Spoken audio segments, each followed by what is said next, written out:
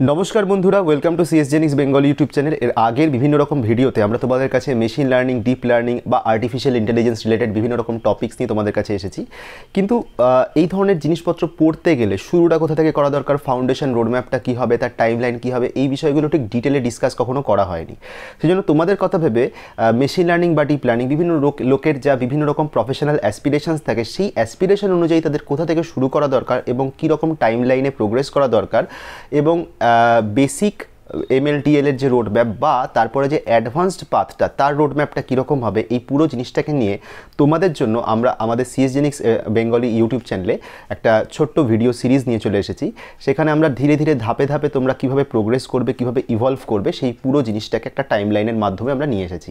তো চলো আজকের এই ভিডিওটা আমরা দেখে নিই আর পুরো জিনিসটাকে ডিটেলে ডিসকাস করি। তাহলে বন্ধুরা চলো আজকে আমরা ডিসকাস করে নিই এমএল আর ডিএল জার্নির এই রোডম্যাপটা ঠিক কীরকম হবে।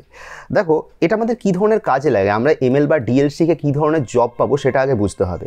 দেখো, মোস্টলি যে জবগুলো আমাদেরকে অফার করা হয় সেটা কিন্তু হচ্ছে R&D, অর্থাৎ রিসার্চ অ্যান্ড ডেভেলপমেন্ট জবস। এখন দেখো, সরাসরি সবাই যে মানে মেশিন লার্নিং বা ডিপ লার্নিং শিখলে যে কোর মেশিন লার্নিং বা ডিপ লার্নিংয়েরই কাজ করবে তা নয়। অনেকে হয়তো ওয়েব এপিআই এর কাজ করছে, সেখানে হয়তো তাদের সামান্য মেশিন লার্নিং বা ডিপ লার্নিং লাগতে পারে। আবার অনেকে R&D জবসে কাজ করছে, যেখানে তাদেরকে রীতিমতো এগুলো নিয়ে মানে এক্সটেন্সিভ বিভিন্ন রকমের কাজ করতে হচ্ছে। তো দু ধরনেরই জব প্রসপেক্ট আছে। একটা জব যদি বলি, একটা জব হচ্ছে পিওরলি রিসার্চ ওরিয়েন্টেড, আর একটা জব হচ্ছে এক্সিস্টিং অ্যাপ্লিকেশানগুলোকে ইউজ করে কীভাবে ওয়েব এপিআই কল করে এই ধরনের কাজকর্ম করা হয়।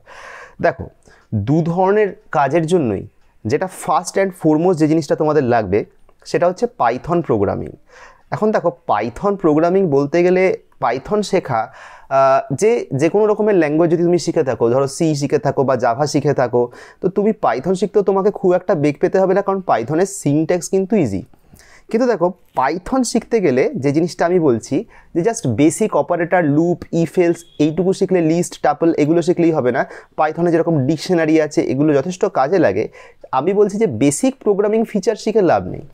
বেসিক প্রোগ্রামিং ফিচার তুমি সিতেও যা পাবে, জাভাতেও যা পাবে, পাইথনেও তাই পাবে। পাইথনে বেসিক ফিচার্স তো শিখতে হবে, কারণ বেসিক ফিচার না শিখে তুমি এগোতে পারবে না। কিন্তু বেসিক ফিচার শিখেই যদি আমি মনে করি যে পাইথন শেখা হয়ে গেছে, তাহলে চলবে না। তাহলে কী কী শিখতে হবে বেসিক ফিচারের সাথে সাথে? List, tuple, dictionary. এই জিনিসটা তো, এই তিনটে জিনিসই খুব ইম্পর্ট্যান্ট, কারণ মেশিন লার্নিং বিভিন্ন রকম মডেলের অ্যাসেসমেন্ট করতে গেলে এই জিনিসগুলো লাগবেই। এগুলোর পাশাপাশি আমাদের আরও যে জিনিসটা লাগবে সেটা হচ্ছে ফাইল হ্যান্ডলিং। ফাইল হ্যান্ডলিং তুমি দেখবে জাভা বলো বা সি বলো, C++ বলো, এখানে লোকজন সব শিখে নেয়। যখনই ফাইল হ্যান্ডলিং আসে লাস্ট চ্যাপ্টারে, তখনই লোকজন ব্যাকআউট করে, না এগুলো শিখবো না। কিন্তু যদি রিয়েল লাইফে কাজের কথা বলি, তাহলে ফাইল হ্যান্ডলিং, ফোল্ডার ম্যানিপুলেশন লাগবে। সবথেকে একটা ইম্পর্ট্যান্ট কথা বলি, পাইথনের যদি ফাইল হ্যান্ডলিং শিখতে হয় তাহলে একটু বেসিক ইউনিক্স কমান্ড জেনে আসতে পারলে ভালো হয়, কারণ মোস্ট অফ দি টাস্কে আমরা ইউনিক্সের কমান্ড জাতীয় জিনিসপত্র ইউজ করি। ওটা জানা থাকলে এখানে কেন এই কমান্ডটা ইউজ করছি সেটা আর তোমাকে বারবার খুঁজে পড়তে হবে না। এগুলো তো হয়ে গেল জাস্ট মানে যেগুলো তোমার এক্সিস্টিং যা রয়েছে, বিল্ট ইন যা রয়েছে সেগুলোকে ইউজ করা। এগুলোর পাশাপাশি আমাদের MLDL রোডম্যাপে যেটা পাইথনে শিখতেই হবে, কিছু লাইব্রেরিজ। এই লাইব্রেরিজগুলো কী কী? দেখো, লাইব্রেরিজ দিয়ে যদি শুরু করি তাহলে বলতে হবে যে দেখো, আমরা ডিপ লার্নিংয়ে কী কাজ করব বা মেশিন লার্নিংয়ে কী কাজ করব সেটা তো আমাদেরকে জানতে হবে না। তো যে লাইব্রেরিগুলো আমাদের ভেরি ইম্পর্ট্যান্ট, তার মধ্যে অবশ্যই ফার্স্টেই আমি যার নাম নেব সেটা হচ্ছে নামপাই। নামপাই কি? নামপাই হচ্ছে নিউমেরিক পাইথন। বিভিন্ন রকমের লিনিয়ার অ্যালজেব্রা বা মানে ম্যাথামেটিক্যাল যে ধরনের কাজকর্ম হয় সেগুলো নামপাইয়ের মাধ্যমে করতে পারি, ফলে কোড লিখতে হবে না। নামপাইয়ের ইউটিলিটি ফাংশনসগুলোকে ইউজ করেই কাজটা করা যায়। নামপাইয়ের পর আসছে পান্ডাস। পান্ডাস কী করছে? কোনো একটা ডেটা সেটকে রিড করছে, হয়তো সেটা CSV ফরম্যাটে বা এক্সেল ফরম্যাটে যদি থাকে সেটাকে রিড করছে, এবং সেটা থেকে ডেটাটাকে তুমি নিয়ে ফার্দার ইউজ করতে পারো, ফার্দার ভিজুয়ালাইজও করতে পারো।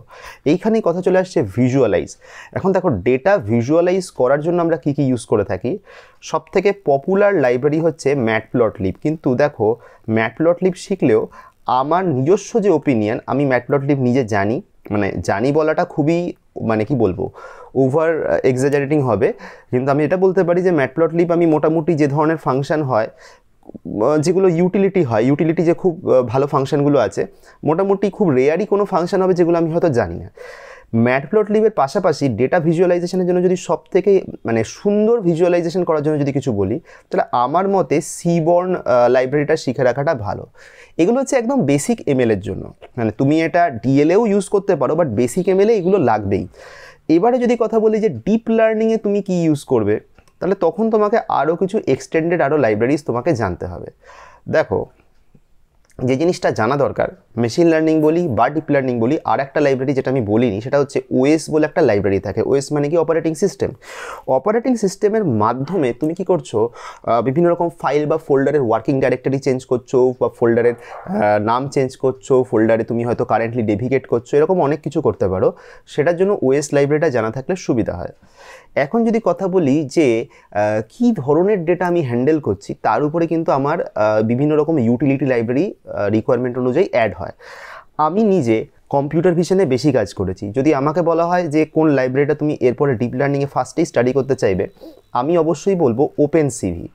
ওপেনসিভিটা স্টাডি করাটা খুব দরকার যারা ডিপ লার্নিংয়ে স্পেসিফিক্যালি যারা কম্পিউটার ভিশনে কাজ করছো, ঠিক আছে? এগুলো তো হলো। এরপরে আমাদের আর কী কী জানা দরকার?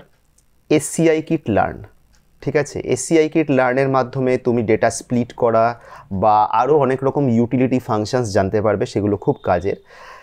এবারে যদি বলি ডিপ লার্নিংয়ে কোনো নিউরাল আর্কিটেকচার তৈরি করার জন্য বা কোনো মডেল লোড করার জন্য, মডেল সেভ করার জন্য, বা আরও যে কোর অপারেশনসগুলো আছে, লাইক যদি আমি ডিপ লার্নিংয়ের কথা বলি, কনভলিউশন আছে, বা অনেকে হচ্ছে ধরো আরএনএন দিয়ে কাজ করছে, এরকম অনেক রকম ফাংশনস, অনেক তোমার ফাংশনালিটি আছে। এগুলোর পাশাপাশি আমি বলবো যে বিভিন্ন রকম মডেল আছে যেগুলো এক্সিস্টিং ডেজে ইউজ হয়। অনেকেই নাম জানবে হয়তো। এলএসটিএম বলে একটা মডেল আছে, অটো এনকোডার জাতীয়। এরপরে তুমি আরও কথা বলতে পারো যে লাইক এলএসটিএম তো হয়ে গেল, যদি আরও প্রচুর ওরকম অপারেটর আছে, প্রচুর এরকম মানে মডেলস রয়েছে। এগুলোকে যদি ইউজ করতে হয়, যে জিনিসগুলো আমাদের জানা দরকার খুব মাস্ট, তার মধ্যে ফার্স্টেই আমি নাম দেবো হচ্ছে টেনসারফ্লো, ঠিক আছে? টেনসারফ্লো, পাইটর্চ। এবার দেখো, টেনসারফ্লো এবং পাইটর্চ দুটোই কি তোমার সাইমালটেনিয়াসলি লাগবে? ঠিক তা বলবো না, যে কোনো একটাকে ভালোভাবে জানলেই হবে। এবং এদের সাথে সাথে হচ্ছে কেরাসটা জানাটা খুব দরকার। এই মডেলগুলো অ্যাকচুয়ালি আমাকে কী কাজ করে দেবে? এই মডেলগুলো হচ্ছে মানে এই লাইব্রেরিগুলো আমাদেরকে বিভিন্ন রকম আর্কিটেকচার তৈরি করতে হেল্প করবে। এবং এর পাশাপাশি যদি আরও বলতে হয়, তোমাকে বিভিন্ন রকম অপারেশান মানে সেগুলোরও তোমাকে বেসিক যে আইডিয়াটা সেটা তোমাকে না জানলেও তুমি এই লাইব্রেরিগুলোকে ইউজ করে তুমি সেটা ইমপ্লিমেন্ট করতে পারবে। এটা একটা ব্যাপার। তাহলে লাস্ট আমি আরেকটা এখানে লাইব্রেরি লিখছি, কেরাস। এগুলো বাদে কি অন্য কোনো লাইব্রেরি আমাদের লাগবে না? যদি লাগে খুব চান্সেস কম যে সেগুলো ইউজ হবে। কোর তো এইগুলোই। এখন এই জিনিসগুলো জানা হয়ে গেলে তোমার বলতে পারো যে ডিপ লার্নিংয়ের জন্য যে ফাউন্ডেশন পাইথন, সেটা তোমার জানা হয়ে যাচ্ছে। এখন দেখো, এই অংশটুকু শিখতে কতটা সময় লাগবে? দেখো, প্রোগ্রামিংয়ের বেসিক যদি জানা থাকে, বেসিক ফিচারে কত সময় লাগতে পারে? 2 সপ্তাহ। মানে আমি ধরে নিচ্ছি যে তুমি কোনো একটা প্রোগ্রামিং ল্যাঙ্গুয়েজ জীবনে পড়েছো। এবার যদি ধরে নিই যে কেউ ম্যাথামেটিক্স ব্যাকগ্রাউন্ড থেকে আসছে, সে ধরো কম্পিউটারের এই জিনিসগুলো জানে না, তাকে তো শিখতে একটু টাইম দিতেই হবে। তো এটা বুঝতে হবে কে পড়ছে। যদি কেউ আগে থেকেই কোনো প্রোগ্রামিং ল্যাঙ্গুয়েজ পড়ে থাকে, সে যদি প্রো হয়, তাহলে বেসিক ফিচারের জন্য তুমি ধরো নাও তাকে 2 উইক দিলে, ঠিক আছে? আর লিস্ট টাপল ডিকশনারি তারপরে শেখার জন্য তুমি তাকে ধরো 1 উইক দিলে, ফাইল হ্যান্ডেলিং 1 উইক, আর ইউনিক্সের যে সমস্ত কমান্ড সেগুলো তুমি 10 ডেজ ধরে রাখো। আর এরপরে আসে লাইব্রেরি। এই লাইব্রেরির সব কটা লাইব্রেরি মোটামুটি তাকে কণ্ঠস্থ করতে আমি মনে করি ঠিকঠাকভাবে সময় নিতে তোমার 2 মাস লাগবে। তুমি বলতে পারো যে বেসিক পাইথনে তুমি 2 সপ্তাহ দিলে আর লাইব্রেরি শেখার জন্য তুমি 2 মাস দিলে। তার কারণ হচ্ছে লাইব্রেরিতে একটা দুটো ফাংশন না, শয়ে ফাংশন আছে। শয়ে ফাংশন তোমার না লাগলেও কোন লাইব্রেরিটাকে কখন তুমি ইউজ করবে সেটা তোমাকে জানতে হবে না। এবং এই লাইব্রেরিগুলো শিখতে গেলে শুধু পাইথনের ম্যানুয়াল খুলে বসে গেলাম হয়ে গেল তা নয়। এর জন্য আমাদের যেটা দরকার, যে ওপেন সোর্স যে প্রজেক্টগুলো রয়েছে, সেই ওপেন সোর্স প্রজেক্টগুলোকে কিন্তু স্টাডি করতে হবে। এবারে আসি ওপেন সোর্স প্রজেক্ট।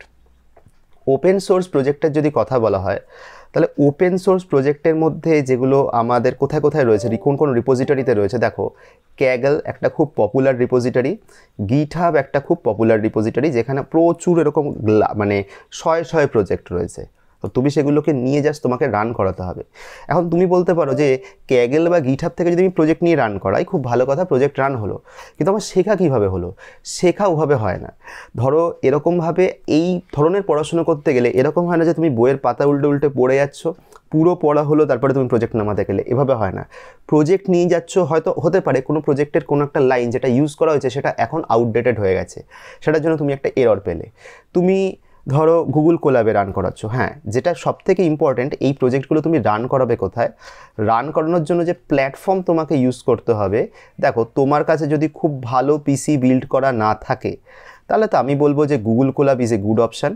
যদি তোমার প্রজেক্ট মোটামুটি ঠিকঠাক হয়, যদি প্রো ভার্সনের দরকার না পড়ে, তাহলে তুমি ফ্রিতে ইউজ করতে পারো সোয়াস ক্যাগেল। ক্যাগেলেও কিন্তু এই প্রজেক্টগুলো রান করানো যায়। ক্যাগেলের নিজস্ব লোকাল তোমার ড্রাইভস, মানে লোকাল স্পেস রয়েছে, ওয়ার্ক স্পেস, সেখানে তুমি আপলোড করে কাজ করতে পারো। কিন্তু যে কথাটা আমি বলছি যে অনেক সময়তে হয় কি, যে কেউ নিজের মেশিনে, লোকাল মেশিনে পাইথনের কোনো একটা পুরোনো ভার্সন ইউজ করে একটা প্রজেক্ট ইমপ্লিমেন্ট করেছে, সেটা যখন গুগল কোল্যাবে নিয়ে যাচ্ছি সেটা রান করছে না। তখন কী করতে হবে? গুগল কোল্যাবে কোন আমার যে লাইব্রেরিটার জন্য কনফ্লিক্ট তৈরি হচ্ছে সেই লাইব্রেরি ভার্সনটাকে দেখতে হবে, সেই ভার্সনটাকে অনুযায়ী তার প্রজেক্টটাকে সেই অনুযায়ী আমাকে অ্যাডজাস্ট করতে হবে। এরকম ছোটোখাটো অনেক জিনিসপত্র করতে হয়। তো সেটা যদি তুমি করো তবেই তুমি কিন্তু কাজটা শিখতে পারবে। এইটা হচ্ছে পুরো কোর পাইথনের উপর এই ফোকাসটা দিলাম, যে আমরা যদি ডিপ লার্নিং শিখতে চাই তাহলে আমাদের কিভাবে শিখতে হবে। কিন্তু এই ভিউটা, এটা দেখো, এটা অনলি ফর রিসার্চ পার্সপেক্টিভ তা বলছি না, এটা হচ্ছে যারা রিসার্চ করতে চাও তাদেরকেও এটা করতে হবে।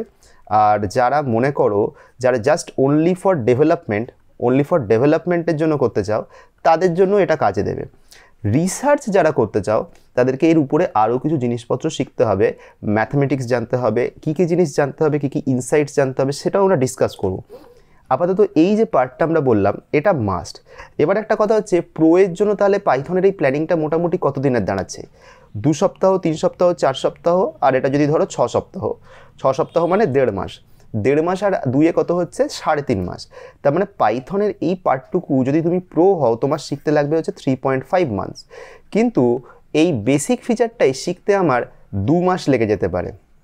এই বেসিক ফিচারটাই আমার শিখতে 2 মাস লেগে যেতে পারে যদি তুমি বিগিনার হও। তাহলে বিগিনারের জন্য যদি আমি টাইম লাইনটা ডিসকাস করি, তাহলে যেটা এখানে 3.5 মাস হয়ে গেল, তাহলে তুমি মোটামুটি ধরো এর সাথে তুমি আরও 1.5 মাস অ্যাড করে নাও, তার মানে 5 মাস।